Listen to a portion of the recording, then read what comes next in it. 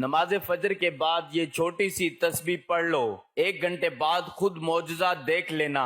10 ارب بھی مانگو تو اللہ ضرور دے گا۔ بسم اللہ الرحمن الرحیم۔ محترم ناظرین، نماز فجر کے بعد 1 منٹ کا یہ چھوٹا سا وظیفہ، یہ ایک تسبیح میرے بھائیوں میری بہنوں اس طریقے سے پڑھ لینا، خدا کی قسم ایسا مجرب وظیفہ آج بتانے لگا ہوں۔ فجر کی نماز کے بعد کا فجر کی نماز سکون سے ادا کر لو اور فوراً جائے نماز پر بیٹھے بیٹھے کوشش کرنا جو آپ کو یہ عمل بتاؤں گا میرے بھائیوں میری بہنوں، اپنی زندگی میں صرف ایک مرتبہ آج اپنے پورے دل سے آپ کو وہ مجرب کتاب سے یہ وظیفہ بتانے لگا ہوں۔ یہ وہ وظیفہ ہے کہ تقدیر کے بند تالے 2 گھنٹے کے اندر اندر اللہ پاک نے چاہا تو کھل جائیں گے۔ قسمت میں اتنی دولت آئے گی، اتنا پیسہ آئے گا کہ آپ لوگوں کی عقل حیران رہ جائے گی۔ یہ وہ تسبیح ہے جس میں 2 وظائف ملا کے چھوٹا سا ایک عمل کرنا ہے۔ اتنا چھوٹا اور آسان وظیفہ آپ نے اپنی پوری زندگی میں شاید نہ کیا ہو۔ مرد اور خواتین دونوں یہ وظیفہ پڑھ سکتے ہیں۔ اگر میری بہنیں مالی طور پر بہت پریشان ہیں، قرضوں میں ڈوبی ہوئی ہیں، آپ لوگ خود مجھے بتائیں کتنے لوگ ایسے ہیں جو پریشانی میں ہیں، تنگ دستی میں ہیں۔ فجر کی نماز جیسے ہی تمام میری بہن بھائی پوری دنیا میں، آپ کے ملک میں، آپ کے شہر میں، آپ لوگ جب فجر کی نماز ادا کر لو، دنیا کے کسی کونے میں، کسی ملک میں، کسی گاؤں میں، بستی دیہات میں، محلے میں آپ لوگ موجود ہو، جب فجر کی نماز کا وقت آپ کے ملک میں ہو جائے، میرے بھائی اگر مسجد میں پڑھیں تو وہیں پڑھ لیں۔ مسجد میں اگر گھر میں فجر کی نماز پڑھتے ہیں تو نماز جیسے ہی مکمل ہو جائے فوراً یہ وظیفہ کوشش کرنا جائے نماز پہ بیٹھے بیٹھے پڑھ لینا۔ اگر جائے نماز پر بیٹھے بیٹھے نہ پڑھ سکو تو آپ کے پاس وقت موجود ہے، آدھے 1 گھنٹے کے اندر اندر بھی آپ لوگ پڑھ سکتے ہو۔ میری بہنیں بھی اسی طریقے سے نماز فجر جب ادا کر لیں، 4 رکعتیں 2 کر کے، تو پھر اس کے بعد آپ لوگ یہ وظیفہ فوراً پڑھ لینا۔ یہ وظیفہ خاص طور پر جو قرضوں میں ڈوب چکے ہیں وہ بھی یہ وظیفہ لازمی پڑھیں، اور جو میرے بھائی بہن چاہتے ہیں کہ فوری طور پر ان کی مالی پریشانی، مالی حالات بہتر سے بہتر ہو جائیں، ان کی زندگی میں اگر فاقے ہیں، گھر میں غربت ہے، گھر میں جھگڑے ہیں، گھر کا ماحول خراب ہو چکا ہے، بلکہ پیسوں کی وجہ سے نظام خراب ہے، اور ایک بات آپ لوگوں کو اور میں بتا دوں، یہ وظیفہ جو ہے اس کے ساتھ 2 وظائف ملا کے آپ کو یہ پورا عمل کرنا ہے۔ چھوٹا سا عمل ہے، 1 منٹ سے بھی کم وقت لگے گا۔ اگر آپ بھی چاہتے ہیں کہ آپ کی تقدیر اور قسمت بدل جائے تو آج کا یہ وظیفہ بہت ہی مستند اور مجرب ہے۔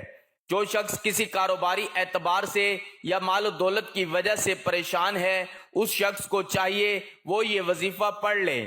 اس عمل کی برکت سے انشاءاللہ تعالی اللہ پاک آپ کے رزق اور کاروبار میں بے پناہ برکتیں اور فضیلتیں عطا فرمائے گا، آپ کے رزق اور مال و دولت کو کشادہ کرے گا، ہر پریشانی سے بچائے گا، ہر مصیبت اور دکھ سے محفوظ ہو جائے گا۔ دنیا بھر میں کوئی بھی شخص اس کے ساتھ زیادتی نہیں کر سکے گا، ہر جگہ اس شخص کو کامیابی ہی کامیابی ملے گی۔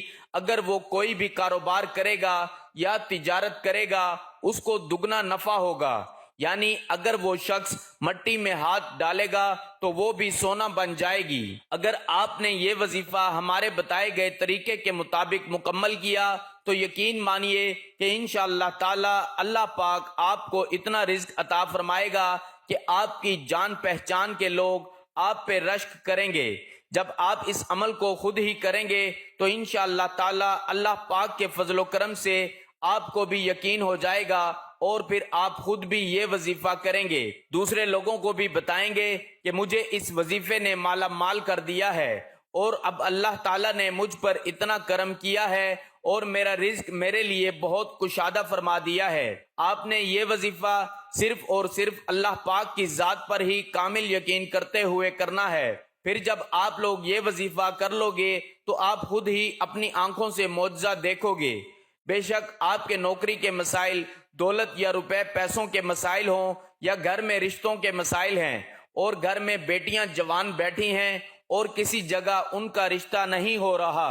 یہ وظیفہ اتنا مجرب اور مستند ہے کہ انشاءاللہ تعالی فوری اثر کرے گا۔ امید کے دیے روشن کرنا اور روشن رکھنا قرآن پاک کا امتیازی وصف ہے۔ دنیا بھر میں قرآن پاک کے سوا کوئی کتاب ایسی نہیں جس میں انسانوں کو ہر حال میں امید کا دامن ہاتھ میں رکھنے اور کسی بھی مشکل میں مایوس نہ ہونے کی تعلیم و ترغیب دی گئی ہو۔ قرآن کریم اپنے پیروکاروں کو خوشی، غمی، تنگ دستی، خوشحالی، پریشانی اور فارغ البالی ہر حال میں پرسکون رہنے کا درس دیتا ہے۔ قرآن پاک اپنے ماننے والوں کو ان کے تمام مسائل کے حل پیش کرتا ہے۔ قرآن پاک میں سورۃ الزمر ہی بطور مثال کافی ہے۔ اللہ تعالیٰ نے اس آیت کریمہ میں انسانوں کے سامنے رحم دلی، شادمانی اور امید کے تمام در کھول دیے ہیں۔ ارشاد الہی کا مفہوم ہے، اے نبی کہہ دو کہ اے میرے بندو، جنہوں نے اپنے اوپر زیادتی کی ہے وہ اللہ کی رحمت سے مایوس نہ ہوں۔ یقیناً اللہ تعالیٰ سارے گناہ معاف کر دیتا ہے، وہ بہت زیادہ مغفرت کرنے والا اور بڑا مہربان ہے۔ یہ آیت کریمہ ان لوگوں کے لیے امید کا پیغام ہے جو خون ریزی، بدکاری، چوری، راہزنی اور دیگر بڑے سخت گناہ کرنے کے باعث مایوس ہو گئے ہوں۔ ان کے ذہنوں میں یہ بات جاگزی ہو گئی ہے کہ اب ان کے قصور کبھی معاف نہ ہوں گے۔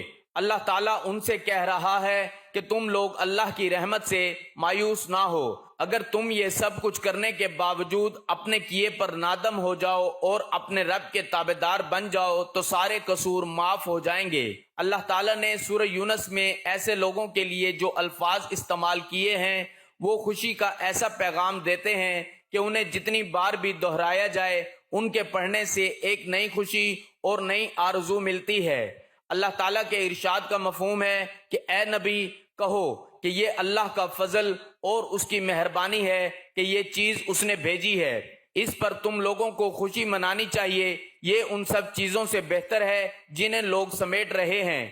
قرآن پاک انسان کو ہمت، طاقت، حوصلہ اور امید دینے والی آیتوں سے بھرا ہوا ہے۔ سورۃ آل عمران میں ارشاد ہوا ہے، دل شکستہ نہ بنو، غم نہ کرو، تم ہی غالب رہو گے اگر تم ایمان رکھتے ہو۔ بہت ساری آیات میں اہل ایمان کو قیامت کے دن اللہ کے دربار میں حاضری کے وقت عظیم خوشی اور اچھے انجام کی نوید سنائی گئی ہے۔ ایسی آیتوں کی تلاوت رنج و غم کے احساسات کو مٹا دیتی ہے۔ ایسی آیتوں کی تلاوت سے مسائل ہیچ نظر آنے لگتے ہیں۔ اللہ کی رحمت شامل حال ہونے کا احساس دنیا کے سارے غموں کو بھلا دیتا ہے۔ سورۃ بقرہ میں اللہ تعالیٰ اہل ایمان کی خصوصیت بیان کرتا ہے کہ ان پر کوئی مصیبت پڑتی ہے تو کہتے ہیں کہ ہم اللہ ہی کے ہیں اور اللہ ہی کی طرف ہمیں پلٹ کر جانا ہے۔ انہیں خوشخبری دے دو، ان پر ان کے رب کی طرف سے بڑی عنایتیں ہوں گی، اللہ کی رحمت ان پر سایہ کرے گی۔ پر امید رہنے کے جو فوائد مختلف جائزوں سے سامنے آئے ہیں ان میں نمایاں ترین یہ ہے، پر امید رہنے سے امراض کو روکنے والا نظام مضبوط ہوتا ہے۔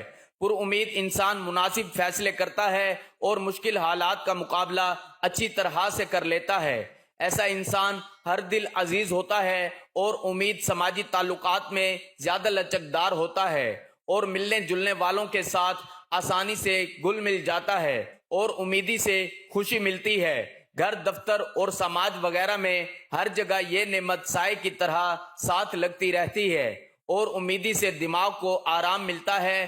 پر امید ایمان کا حصہ ہے۔ مومن رب کی رحمت سوچ کر خوش رہتا ہے۔ مایوس انسان ناقص الایمان ہوتا ہے، ہر وقت منفی سوچ کے باعث مشکل میں پڑا رہتا ہے۔ سیدنا یعقوب علیہ السلام کا واقعہ یاد کیجئے کہ وہ ایک بیٹے کو درندے کے ہاتھوں ہلاکت کی کہانی سننے اور دوسرے بیٹے پر چوری کی واردات میں قید ہونے کا دعویٰ اس میں سننے کے باوجود مایوس نہیں ہوئے۔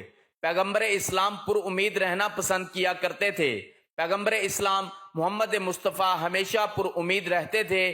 وہ ہمیشہ نوید سنانے کا اہتمام کیا کرتے تھے، اپنے ساتھیوں کو اگر مگر کے چکر میں پڑھنے سے روکتے اور فرماتے کہ اگر مگر شیطان کے در کھولتا ہے۔ رسول کریم اپنے صحابہ رضی اللہ تعالی عنہم کو یہ درس دیتے تھے کہ جب تمہارے سامنے کوئی نامناسب واقعہ ہو جائے تو یہ کہا کرو، نوشتہ قدیر یہی تھا، اللہ کی مشیت یہی تھی، اس نے جو چاہا کیا، اس لیے ہمیں بھی ہمیشہ پر امید رہنا چاہیے اور مایوس نہیں ہونا چاہیے. حالات جتنے بھی